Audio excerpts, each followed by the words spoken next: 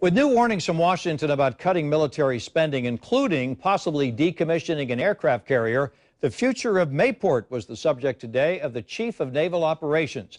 The base was one of two local stops he made. The other was Kings Bay. He answered sailors' questions about what spending cuts would do to them and also about the prospects of more ships coming here. Channel 4's Chris Parento is joining us now live from Mayport. Chris, what questions were uppermost on the sailors' minds?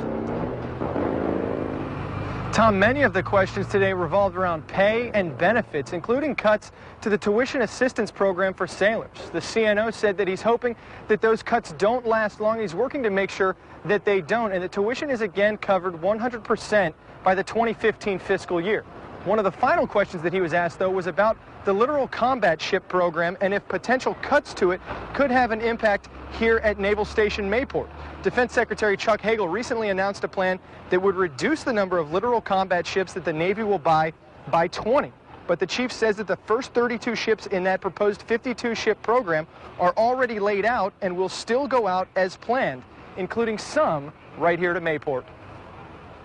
We're going to build a facility, so we have every intention of bringing the ships here. That's on track to bring the littoral combat ship to Mayport, especially those first few, 3, 4, 5, whatever it turns out to be. The decision by Secretary Hagel and his assignment to us was to take a look once we get to 32 and we complete that contract. So we're going to proceed ahead up through 32, and he said, now I want you to take a pause and I want you to come to me here this summer and tell me, should we go on continuing the littoral combat ship program as we know it?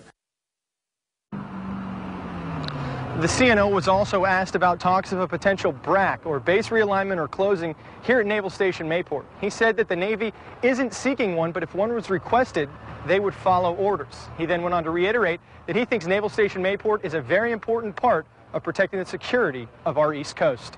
Live at Naval Station Mayport, I'm Chris Parento, Channel 4, the local station. Chris, any word how many of these LCS littoral combat ships would be coming to Mayport? Tom, right now the proposal would include 8 that would call this base their home base by the end of this decade, and 14 in total are scheduled out of the first 32 to call Mayport their home base. Chris Parento reporting to us live from Mayport.